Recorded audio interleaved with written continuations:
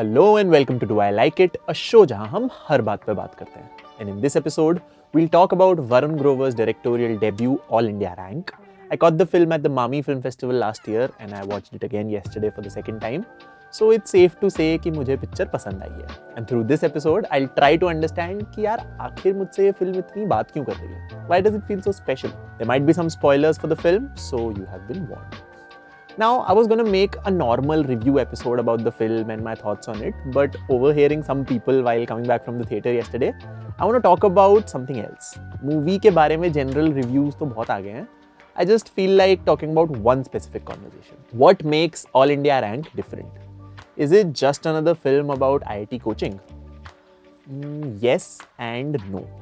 Yes, because well, it's a film about the obsession with IIT and the quota coaching industry. And just like its predecessors, Three Idiots, Kota Factory and लाखों में एक, the film has very familiar tropes of young boys जो शायद पहली बार अपनी family से दूर रह रहे हैं, हॉस्टल का खाना, पहला प्यार, पहली बार सिगरेट पीना, एग्जाम्स का रट्टा, माँ बाप का pressure etc. If you look at it from that lens, All India Rank has nothing new. In fact, I would even say that the film is about 10 years too late in exploring these themes of young adults and their conflicts with freedom and the aspirations of their family. Like, not to make light of the situation, and actually it's so terrible that it's even a trope at this point, but I think a film like Three Idiots explored the student suicide angle of IITs much more delicately than Varun Grover does here. In All India Rank, it just comes out of nowhere like a tick mark कि हाँ, कोटा में suicides भी होते हैं. और that part in Kota Factory where they discuss कि उनके mess का खाना कितना घटिया है. I prefer that angle much more than here. यहाँ पे सिर्फ एक throwaway joke है कि atmosphere में जितना नाइट्रोजन है इस दाल में उतना ही पानी है. But in the first season of Kota Factory, the mess food is an integral part of the IIT preparation journey. The whole funda of problem को धुन दो, problem आए तो उसे dare बना लो, ego का बात आती है. It's so beautifully weaved into Vaibhav's arc. So in short, we have seen all of it. तो अगर तुम उस रीजन से फिल्म देखने की सोच रहे हो, you might get disappointed. There are even same shots where food is being served on an IIT question paper.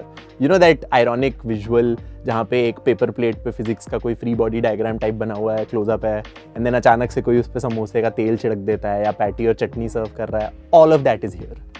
But unlike the relatable Kota Factory or the revolutionary Three Idiots, All India Rank is not impactful. It is not a statement. It is barely a contemplative thought. जहाँ ये बाकी फिल्में और shows हमें ये बताती हैं कि आईटी प्रिपरेशन में क्या क्या चैलेंजेस का सामना करना होता है, all India rank maybe doesn't want to go too deep into that, and that has its advantages and disadvantages. इनमें से किसी भी फिल्म या शोज में I never found the protagonist to be of much importance. Like in Kota Factory, the highlight is not the main kid Vaibhav. It is actually Jeetu Bhaiya. लाखों में एक में there was Mr. Murthy played by Shiv Subramaniam, and Three Idiots में obviously there's Virus. The antagonistic force, or in Jeetu Bhaiya's case, the supportive force is much more fleshed out, and I'm more passionate towards them rather than the protagonist, जिसकी IIT की journey है ये. क्योंकि ये films IIT preparation और उसके pleasant और unpleasant moments के बारे में है. दोस्ती, प्यार, एग्जाम में फेल होना एक्सेट्रा. प्रोटैगनिस्ट के अंदर क्या चल रहा है वो इन फिल्म्स का मेन फोकस नहीं लगता. But that isn't the case with Varun Grover. One reason why this film isn't as impactful in the IIT coaching tropes, it's because शायद ये फिल्म विवेक और आईआईटी कोचिंग की एक्सटर्नल दुनिया के बारे में है ही नहीं. It talks more about the internal world of Vivek and his father. That too in a country that, just like Vivek, has just started to experience true freedom with globalization and economic liberalization. जहाँ बाकी IIT films feel like they exist in a fictional time and space, All India Rank is a product of the late 90s. IIT boom, small town India, पूरा जो वो एक aspiration होती है लोगों की, वो उस सब के बारे में बात करती है. Don't get me wrong, मेरे टाइम पे भी इंजीनियरिंग का क्रेज बहुत था. I too am a product of 3 years of IIT coaching. But इस फिल्म की दुनिया बहुत स्पेसिफिक है, बहुत रियल है.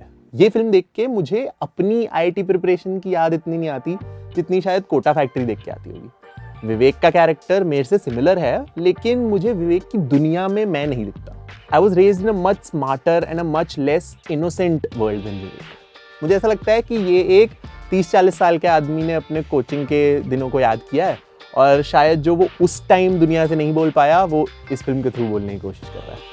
जहाँ Kota Factory is about the specific world of IIT, All India Rank is just about a boy who is lost. The external world of IIT versus the internal world of a young boy who is lost in a race.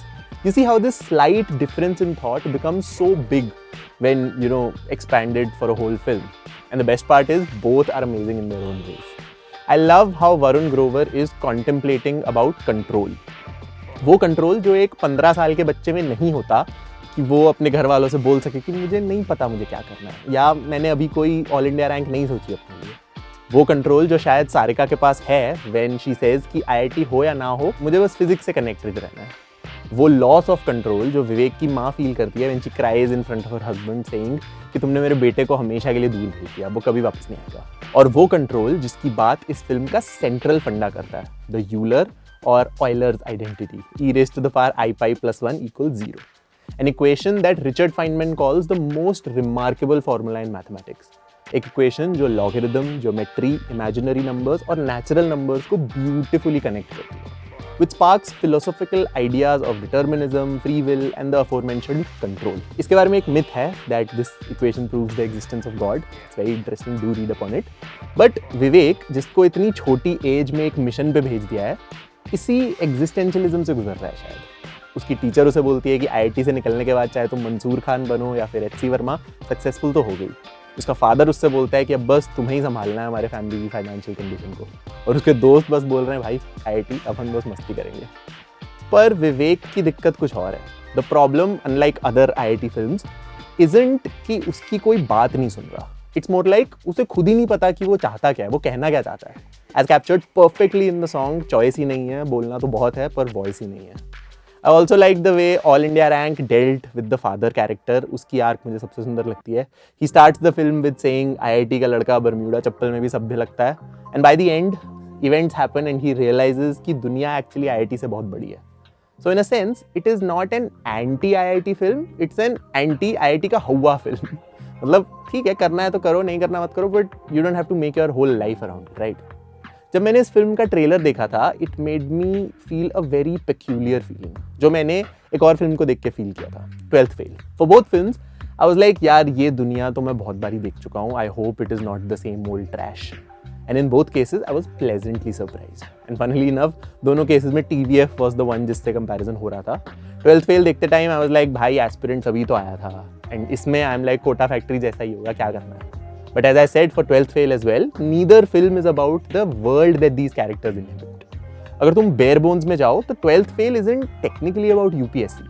It is about भाई cheating छोड़नी होगी, ज़्यादा time लगेगा, restart करना पड़ेगा, पर cheating छोड़नी होगी। उसी तरह all India rank is about that final seen in the film जहाँ अपनी लाइफ का सबसे इंपॉर्टेंट एग्जाम लिखते हुए our character Vivek goes into a trance-like zone and realizes that it is okay to not have a plan.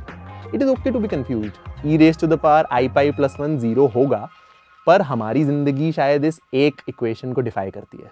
Human aspiration and the human experience isn't as simple as the most beautiful equation in math.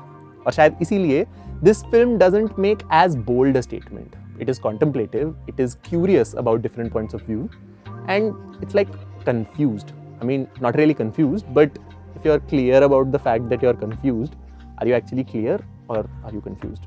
That type of thought. Anyway, at the risk of confusing you all further, I just want to say that Varun Grover's All India Rank is a very tender and a meditative trip into a young boy's mind. It might not have all the answers, but just like Vivek having that realization in the last scene, maybe no one has the answers. And yes, this was another episode of Do I Like It? Do tell me what you thought of All India Rank. Did you like it? Did you hate it? Or you were indifferent? And if you made it this far, tell me in the comments what do you think happened with Sarika after the end. Did she get into IIT or not? Vivek का तो for sure नहीं हुआ clear, but I think Sarika का भी नहीं हुआ होगा. I mean 5-10 rank से रह गई होगी, but she would have done some BSc physics या कुछ hardcore research कर रही होगी, making some amazing sketches on the side. तुम बताओ, did she get into IIT? As always, let us continue chatting in the comments below. This was Prateek, and I'll see you in the next one.